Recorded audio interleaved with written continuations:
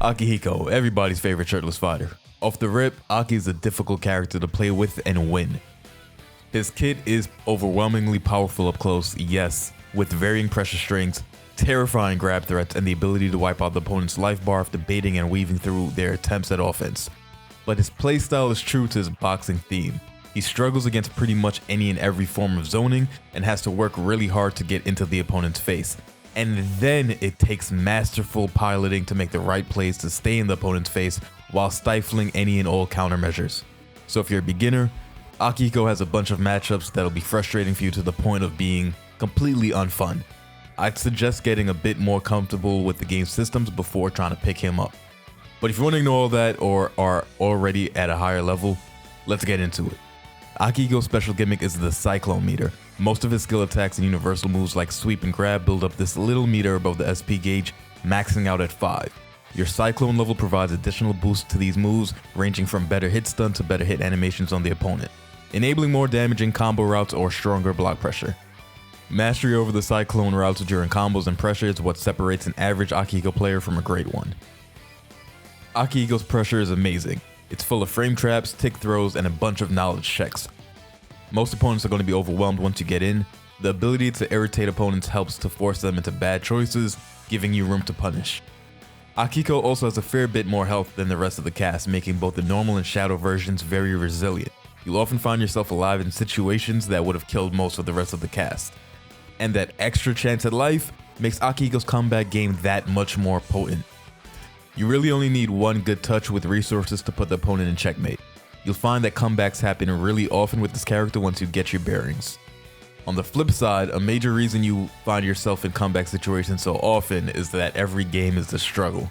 Akihiko has terrible reach, leaving his neutral game entirely at the mercy of the opponent's zoning ability and attack range. You also don't have tons of real mix-ups. Your game is predicated around baiting and punishing. So patience is rewarded, but an opponent who's equally or more patient than you is going to be really hard to crack, especially if they have the knowledge of when to use reversals during your pressure. And I always mention these guys that oftentimes the shadow characters are better on paper, but there's significant trade-off in practice.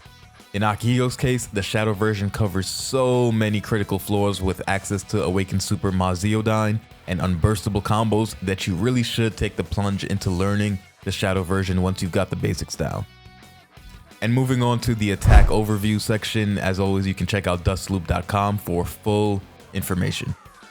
Akihiko has very stubby basic attacks, but they're pretty fast. Great for tick throws, frame traps, and you can dash or jump cancel out of most of them.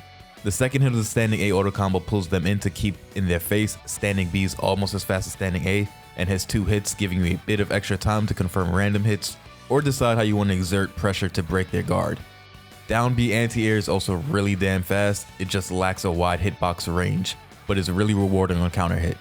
You won't be outranging anyone with his air attacks, but with good movement, you can outspeed them and land some hits to open them up. Akihiko's sweep is special because it counts as a cyclone move, but more on that in a bit. Standing C is an overhead that has uses to frame trap if you charge it by holding the attack. Down C gives you an anti-air grab with the silence debuff, very useful for preventing bursts, some DPs, and locking off many zoning abilities. Jumping C also has pretty decent utility. The D persona attacks all summon Caesar to pull the opponent in after a bit of startup time. Useful as both an offensive weapon to keep close engagement, and as a defensive tool in the sense that you limit the opponent's ability to maintain space for their zoning options that would lock you down. Standing D is the one you'll end up using the most. Just be mindful that you only have 2 persona cards, so don't overly rely on this. Losing Caesar isn't really that detrimental to your game plan, but not losing him is better. This move is definitely limited by certain matchups. Like I said earlier, some characters just have too much screen control, and then add in their maneuverability with the gravitational force. It's not fun. And your DP is passable as a counterattack option, but since it's a cyclone move also, the real utility is using it in combos and blockchains. A really good feature is that you can always cancel it into safety.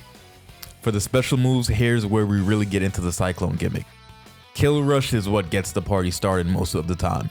After performing Kill Rush, you can cyclone chain into the rest of your kit. Lots of room for error with this move, so it takes some time and experience to properly use. The follow-ups all have variable uses between them between which version you use. Boomerang Hook combo filler, juggling, pressure, frame traps, sonic punch, combo tool, catch people jumping out, mostly used to increase cyclone level. Corkscrew, your typical combo ender. You can bait and counter with this into a crumple state. Then you have weaving and ducking. The C and D cyclone follow-ups, these can also be performed individually with full quarter circle commands. These moves are super important for baiting mistakes to get you a real damage output. There are tons of nuances to these, like holding C weave, phasing through the opponent with SB ducking, and low profiling certain attacks depending on the version of weave or duck you use. So study up on them in Dust Loop so you know when to pull out which in whatever situation. Assault Dive, the jumping quarter circle back AB attack, has uses for both versions in combos, but I'd say to keep it to that before trying to mess around with it as an approach, since it's very risky. Lastly, we have Akihiko's parry, which is pretty flawed because each version has different features. B and SB versions being weak to multiple hits before you can get a counterattack out. You don't really gotta think about this move all that much in my opinion. For the super attacks, your first double quarter circle forward AB super is an uppercut that will be your go-to super ender for stacking on damage to kill. It's even okay to use in some instances outside of kill situations since it does give you a knockdown. Double quarter circle forward C or D. This is a basic install that causes your punches to induce the shock effect. It can be used to make your DP safe when blocked and even to increase your frame advantage after knockdowns. The Awaken Super, Maziodyne is the real star of the show though. Invincible startup and hits full screen.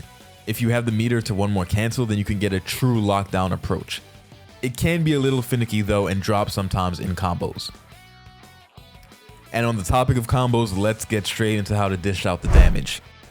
For the combos, the beautiful thing about Akihiko is that the basic combos are really straightforward and don't really need a high level of execution. You can even get some high damage 4K hitters out of really simple combos. Of course, we're also going to touch on the counter hit confirms, which is where you get the highest damage from and how you'll want to approach and seal most games. Most importantly though, you need to understand that even in a game like Persona, where most characters' combos are super loose and have lots of room for self-expression, Akihiko is still a standout. You can watch 50 Akihiko players and you'll see a different combo every game at some point. When you become proficient with him, you'll be able to freestyle on the fly as you get more acquainted with the benefits of different cyclone moves at certain levels. For example, level 3 and up versions of Sonic Punch launch the opponent into the air, so if you recognize that in real time, you can freestyle, add a juggle to the middle of your combo.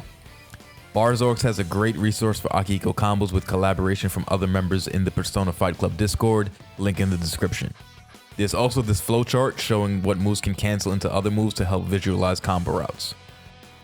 This is your basic starter combo. Anytime you open them up, you can route into this, leading into a safe jump for continued pressure in the corner if you're close enough. The weave doesn't need to be used to complete the combo, you can do the back A into forward A directly. But the additional cyclone level is key. It gives you more damage and a longer slide for your knockdown pressure. This is your first taste of utilizing cyclone levels to enhance your routes. Another option is to go from the back A to sweep for mid-screen safe jump pressure. In most circumstances, but there are a few oddities to watch out for that you'll learn as you play more. And when you have some meter to spend, you can nearly double your mid-screen damage output with an SB kill rush, giving you the frame advantage to connect the B versions of Boomerang Hook and Sonic Punch, which builds up enough cyclone levels that you can finish off with the A versions of those moves, followed by a level 4 corkscrew, either A or B. Now expanding on that concept, everyone's favorite hit confirm, crouching confirms. When you get a hit confirm on a crouching opponent, instead of having to utilize the 25 SP for the enhanced version of Kill Rush, you can just do the B version due to the additional hits done from the crouching opponent being hit. From there, you can run that hook and Sonic Punch loop again into the corkscrew. In the corner, you can also get a loop going with the A version of hook and Sonic Punch without having to spend meter, since the corner keeps them close enough to you to connect. Basic throws are very easy to combo off of since it starts a cyclone chain, and you can go straight into the Sonic Punch, hook, weave, level 4 corkscrew. Not a ton of damage, but getting that extra bit out of throws is what enables the strike throw game to make it really scary. And now here's your basic counter hit confirm, either off of DPs or frame trapping the opponent and getting a counter hit that way. Same routing as the crouch confirm. And when you have your opponent in kill range, or you want to limit the amount of health they have in Awakening, even if it won't secure the round, you can throw in your Cyclone Uppercut Super in pretty much any combo if you route into Sweep, or if you have enough Cyclone levels to get a Wall Bounce Corkscrew. Alright, and now once you've got the basic stuff down and you can do a bit of damage off of your confirms, this is your entryway into intermediate level combos and then the really fancy optimal stuff. This counter hit combo is enabled by jump canceling the standing B immediately and comboing into a B assault dive. You don't have to wait for the second hit of B attack, it's actually easier if you don't and just counter hit then jump cancel. The assault dive has to be done as quickly as possible since the window is kinda tight. Then the record sequence that you want to get down is a B Sonic Punch to catch them going forward, cancel into a C Weave to build up another Cyclone level before catching the falling opponent with a B Hook. Then you can use a C Duck to once again close the gap, with the finisher being A versions of Hook and Sonic Punch, leaving them airborne where you can grab them with down C. You can end this with Uppercut Super in the corner or Maziodyne anywhere on the screen if you're awakened. And this last one isn't really for beginners, but I'm throwing it here as a challenge for you to tackle over time. If you can get this combo consistently, then you shouldn't have much trouble with the rest of the grounded routes. Then you can start to explore his juggle routes, which have a bit more specificity to make sure they don't fall out of the combo due to certain moves decreasing hit stun more than others. Strategy wise, Akihiko is super straightforward. You're trying to get in by any means necessary. If you need to spend a bunch of meter to do so, spend it. If you need to take some risks, take them. You're not getting anything done with this character sitting a full screen length away from the opponent. You have the worst neutral play in the game. You gotta find creative ways to get in, and staying in only has risky options. There's nothing truly safe or comfortable that you can rely on, but there are lots of small mistakes you can avoid as you get better. Starting out, focus on when you can initiate proper kill rush pressure. There are a few matchups where you absolutely need to seek out kill rush pressure opportunities from distance. I mentioned it briefly earlier, there are some weird interactions with this move on whiff. Most of the time you'll get a command dash essentially, but if they're above you, the whole move will come out and you will die. As Barzorx puts it, this character has some really low lows, but you gotta accept the valleys and pay that ticket price to enjoy the highs. So total transparency, you're probably gonna lose a lot of games even after watching this guide. Akihiko's just that type of character. This is only getting you started out. There's still so much more to get into. Mainly juggle combos and routing into the proper meter usage for extensions. I've given you the baby's first steps, but it's going to take a bit of dedication and solo learning to understand the complexities of this character. There are so many odd hitstun rules that seemingly only apply to Akihiko. So many nuances to his pressure and dealing with reversals. You see those combos you just learned with multiple Sonic hooks? Yeah, those are like the only times that you can loop them and not have the hit stun mess you up by the end of the combo. So the depth to his combo theory is a pretty steep learning curve in order to start freestyling. Ultimately, your success with this character boils down to how deeply you understand Cyclone routing. You want to balance the risk that you can take to open the opponent up with the less rewarding options, like ending strings safely and getting out of their face, instead of the riskier options with greater payoff, like Cyclone level 3 grab. A bit of an advanced gameplay tip here, but you can strategically sacrifice Persona cards to use Caesar as a shield to get around projectiles. This can be taken advantage of in a lot of the more precarious matchups against the best zoning characters. And don't forget, your weaves and ducks can initiate offense as record starters while dodging certain attacks. You want to slowly incorporate as many of these small aspects into your overall strategy to mitigate the difficulty of all those matchups. Once you've got a good grasp on the basics, please check out some footage from strong Aki players like Barzorx, whose footage you can see in this very guide, and you'll be an Akihiko champ before you know it. Thanks for watching, see you next time.